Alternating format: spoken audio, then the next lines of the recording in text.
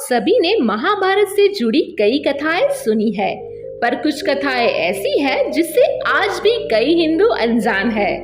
हमने महाभारत में कई महापुरुषों की कहानियां सुनी है। कुछ ऐसी कहानियां हैं जिसे सुनकर आप भी हैरान हो जाएंगे।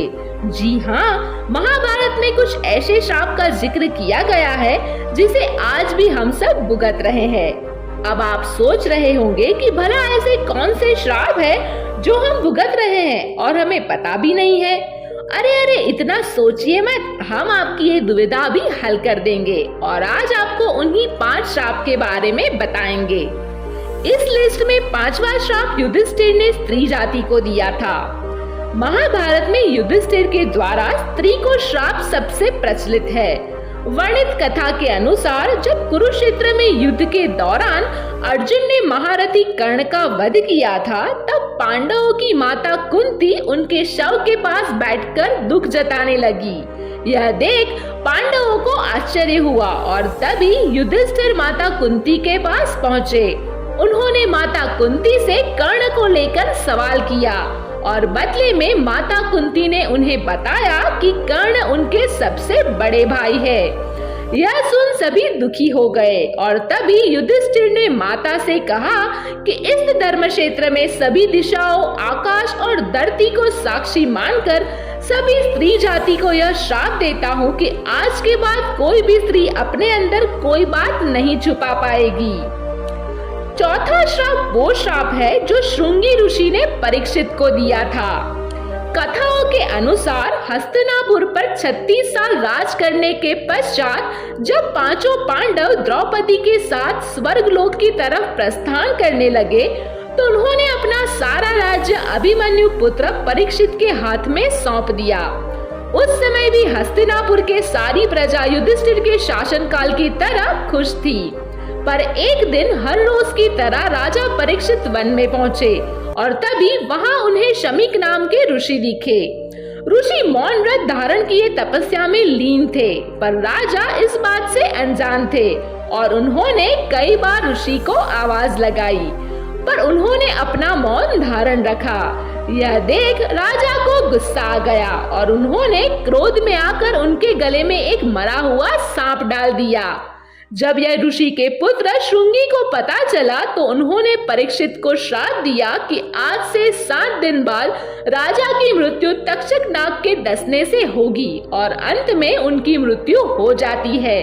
तभी कलयुग की शुरुआत हुई। तीसरा श्राप है श्री कृष्ण के द्वारा दिया गया अश्वत्थामा को श्राप। महाभारत युद्ध के अंतिम दिन जब अश्वत्थामा धोखे से पांडवों के पुत्रों का वध किया था, तब पांडव श्री कृष्ण के साथ अश्वत्थामा की तलाश में महर्षि वेदव्यास के आश्रम पहुँचे। उन्हें देख अश्वत्थामा ने अर्जुन पर ब्रह्मास्त्र से वार किया। यह देख कृष्ण ने अर्जुन को भी ब्रह्मास्त्र चलाने को कहा, परंतु महर्षि वेदव्यास ने दोनों को टकराने से रोक लिया ताकि समस्त सृष्टि नाश होने से बच जाए।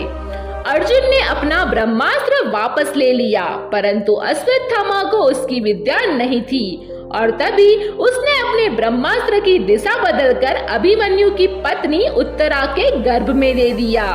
यह देख श्री कृष्ण ने उसे श्राप दिया कि वह 3000 वर्ष इस पृथ्वी पर भटकते रहेंगे और मनुष्य से बातचीत भी नहीं हो पाएगी।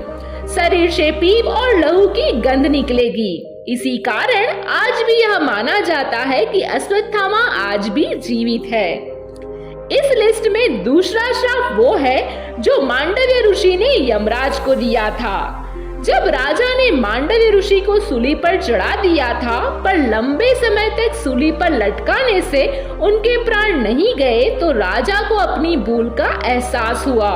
उन्होंने ऋषि को सूली से उतारने का आदेश दिया और क्षमा भी मांगी। इसके बाद ऋषि यमराज से मिले, पूछा उन्हें यह सजा क्यों मिली। तब यमराज ने कहा, जब आप 12 वर्ष के थे, छोटे से कीड़े की पूंछ में सींग छुपाई थी, इसी कारण आपको यह सजा मिली। यह सुन ऋषि को क्रोध आया और यमराज से कहा, इतनी कम आयु में धर्म और अधर्म का ज्ञान नहीं होता और तभी ऋषि ने यमराज को शाप दिया कि वह शूद्र योनि में दासी के पुत्र के रूप में जन्म लेंगे। इसी श्राप के कारण यमराज को विदुर के रूप में जन्म लेना पड़ा। और इस लिस्ट में नंबर 1 श्राप है, वो है जो अप्सरा उर्वशी ने अर्जुन को दिया था। 13 साल वनवास के दौरान एक दिन अर्जुन देवास्त्र की खोज में स्वर्गलोक पहुंचे। वहां अप्सरा उर्वशी उनके रूप और सौंदर्य को देखकर मोहित हो गई। उर्वशी ने अर्जुन को शादी का प्रस्ताव दिया। तब अर्जुन ने कहा कि वह उन्हें माता के समान मानते हैं, इसलिए विवाह करना संभव नहीं है। इस पर उर्वशी क्रोधित हो गई और अर्जुन को श्राप दिया कि वह आजीवन नपुंसक हो जाएंगे, स्त्रियों के बीच नर्तक बनकर रहना पड़े। यह सुन अर्जुन देवेंद्र के पास गए और उनसे सारी बात कही। तभी इंद्र ने उर्वशी से श्राप वापस लेने को कहा और तभी उर्वशी ने श्राप को 1 साल तक सीमित कर दिया और यह श्राप उन्हें उनके वनवास के समय काम आया और वह कौरवों की नजर से बचे रहे। था ना बड़ा इंटरेस्टिंग। ऐसी ही दूसरी जानकारी के लिए हमारी चैनल को अभी सब्सक्राइब करें।